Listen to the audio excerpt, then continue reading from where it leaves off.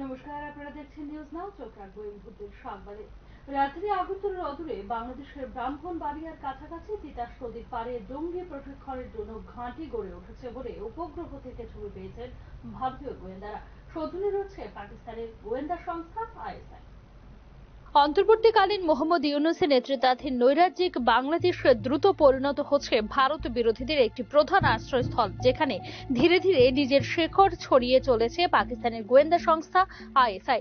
ব্রাহ্মণবাড়িয়া জেলার আখাউড়া মহকুমার তিতাস নদীর তীরে একটি বড় ইসলামী জঙ্গি সংগঠন গড়ে উঠছে বলে প্রমাণ পেয়েছে ভারতীয় গোয়েন্দারা।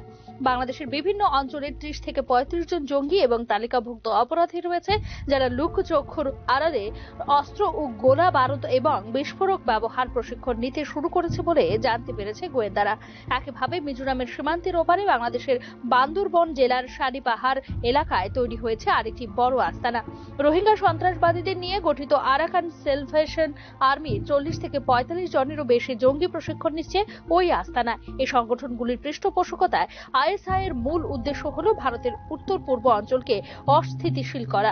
পূর্ব পাকিস্তানের শাসনের দিনগুলিতে পাকিস্তান সরকার উত্তর পূর্ব ভারতের সমস্যা সৃষ্টির জন্য আশ্রয় দিয়েছিল সন্ত্রাসবাদী গোষ্ঠীগুলিকে এবং লালন পালন করেছিল তাদেরকে। এরপরে জিয়াউর রহমান এবং হোসেন মোহাম্মদ এরশাদের নেতৃত্বে বাংলাদেশের সামরিক স্বৈর শাসক ত্রিপুরার টিএনভি, এটিটিএফ, ত্রিপুরার এনএলএফটি এবং আসামের উলফার মতো উত্তর পূর্বে জঙ্গি সংগঠনগুলিকে দিয়েছিল বিশেষ সহায়তা। তবে এই জঙ্গি আস্তানাগুলি ভেঙে দিয়েছিল শেখ হাসিনার নেতৃত্বাধীন সরকার। কিন্তু মোহাম্মদ ইউনূসের অবৈধ সরকারের সময়কালে একবার শুরু হয়েছে সন্ত্রাসবাদীদের পৃষ্ঠপোষকতা, যেখানে মধ্যস্থতা করছে জামাত, হেফাজতি এবং হিজবুল তাহরিরের মতো মৌলবাদী অপরাধী সংগঠন। 30 থেকে 35 জন জঙ্গি প্রশিক্ষণ নিচ্ছে। বাংলাদেশের বান্দরবনের গুমদুম ইউনিয়ন ভুক্ত দুর্গম শালি পাহাড়ে রয়েছে আরেকটি ক্যাম্প। আরাকান রোহিঙ্গা সেলভেশন আর্মির প্রায় 40 থেকে 45 জন জঙ্গি ওখানে প্রশিক্ষণ নিচ্ছে। আনসারুল্লাহ বাংলা টিম এবং হিজবুল তাহরির ক্যাডারদের প্রশিক্ষণ ছবিও পেয়েছে ভারতের গোয়েন্দারা। আর এসব ছবি পাওয়া গিয়েছে উপগ্রহ থেকে। গোয়েন্দাদের মতে অন্তত 125 থেকে 130 জন প্রশিক্ষণ নিচ্ছে 3টি ক্যাম্পে। ভারত সরকার এ সম্পর্কে যথেষ্ট ওয়াকিবহল। ইতিমধ্যেই দেশের উত্তর পূর্বাঞ্চলের রাজ্যগুলিকে সতর্ক করেছে Delhi. Bureau report, news now. নিয়োগের ক্ষেত্রে একের পর এক দুর্নীতির অভিযোগ উঠে আসছে ত্রিপুরা কেন্দ্রীয় বিশ্ববিদ্যালয়ের বিরুদ্ধে। কয়েকটি ক্ষেত্রে বিশ্ববিদ্যালয়কে নোটিশ জারি করেছে কেন্দ্রীয় মানব সম্পদ উন্নয়ন মন্ত্রক। এদিকে ত্রিপুরা বিশ্ববিদ্যালয়ে একের পর এক দুর্নীতির রিপোর্ট কেন্দ্রকে পাঠাবে রাজ্য সরকার। ত্রিপুরা কেন্দ্রীয় বিশ্ববিদ্যালয়ের নিয়োগে কেন্দ্রীয় সরকারের হস্তক্ষেপে বিপাকে পড়ল বিশ্ববিদ্যালয় কর্তৃপক্ষ।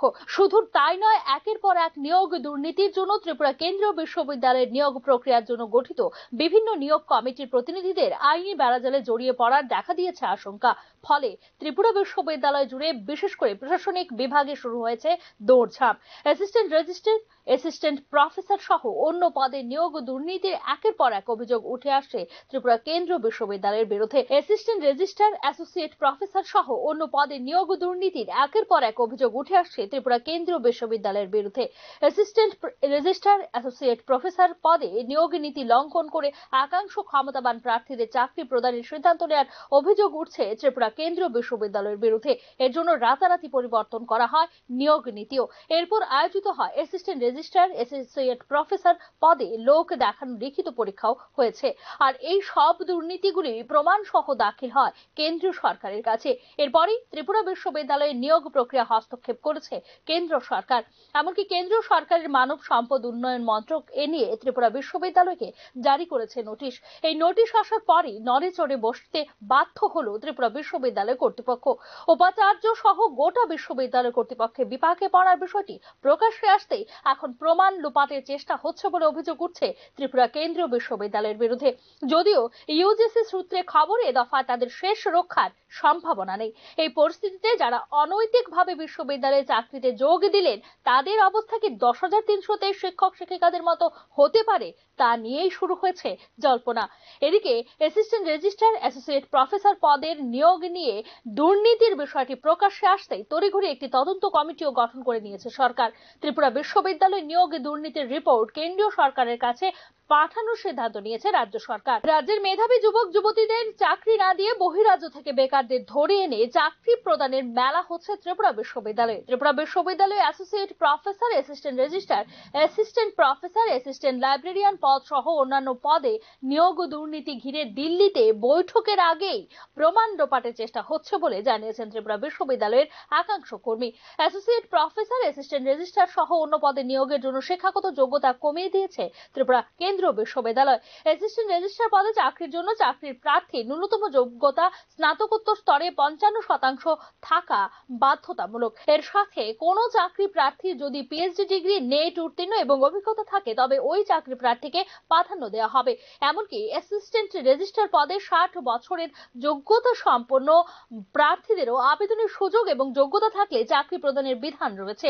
উল্লেখ্য, এই পদের ক্ষেত্রে যদি কোনো চাকরি প্রার্থী কোনো পরীক্ষায় বহিষ্কৃত হন, তার নামে মামলা থাকে, তবে চাকরি হবে না। এমনকি অ্যাসোসিয়েট প্রফেসর নিয়োগের ক্ষেত্রেও অ্যাসিস্ট্যান্ট প্রফেসর পদে 10 বছরের চাকরির অভিজ্ঞতা, ন্যূনতম 5টি প্রকাশনা থাকা বাধ্যতামূলক। অ্যাসিস্ট্যান্ট রেজিস্ট্রার পদে প্রথমে 2019 সালে নিয়োগ বিজ্ঞপ্তি প্রকাশিত হয়, তবে এরপর এই নিয়োগ প্রক্রিয়া কয়েকবার বাতিল হয়ে যায়। এরপর আবার 2024 সালে সম্পূর্ণ অবৈধভাবে নিয়োগ নীতি পরিবর্তন করে শুরু হয়ে যায় নিয়োগ প্রক্রিয়া।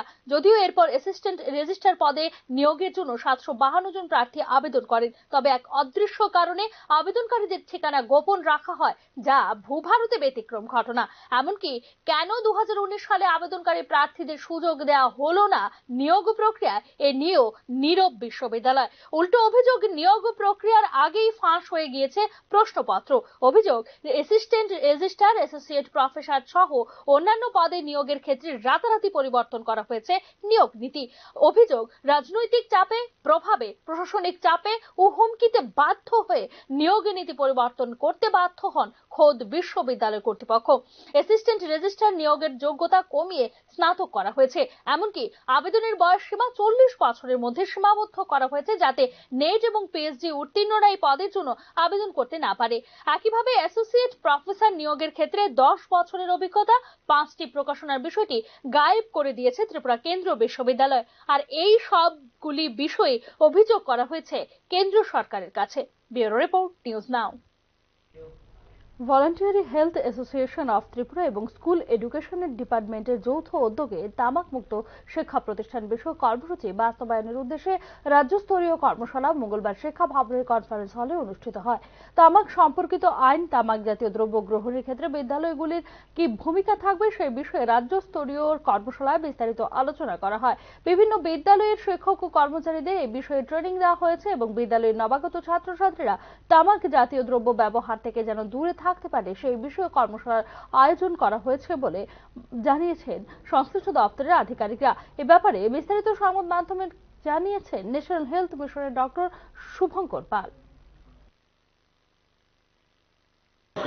টিচার আছেন, ওদেরকে আমরা ওরিয়েন্টেশন করাচ্ছি যাতে আমাদের আপকামিং জেনারেশনে যারা স্কুলে যাচ্ছে স্টুডেন্টরা, ওরা যাতে ভবিষ্যতে টোব্যাকো তামাক মুক্ত থাকতে পারে, সেটা নিয়ে আমরা এখানে ট্রেনিং করাচ্ছি। প্লাস আমাদের বাইরে থেকে মঞ্চ থেকে ওয়েস্ট বেঙ্গলে ডক্টর নির্মাল্য মুখার্জিও এসছেন, উনিও এখানে এখন আমাদের টোব্যাকোর যে সিনারিও আছে ত্রিপুরাতে সেটা নিয়ে, প্লাস আমাদের ট্রফিতে ডিজিটালি আমরা কীভাবে স্কুলগুলোকে আমরা মনিটর করতে পারবো, মানে ওরা টোব্যাকো ফ্রি কিনা সেটা নিয়ে।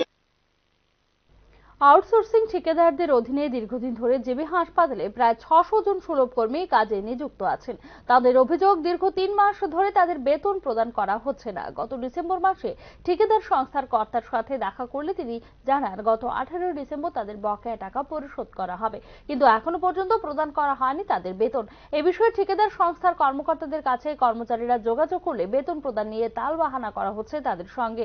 তাতে বিভিন্ন সমস্যার সম্মুখীন হতে হচ্ছে সংশ্লিষ্ট কর্মচারী। তাই বকেয়া বেতন প্রদানের দাবিতে মঙ্গলবার বিক্ষোভে সামিল হয়েছেন তারা।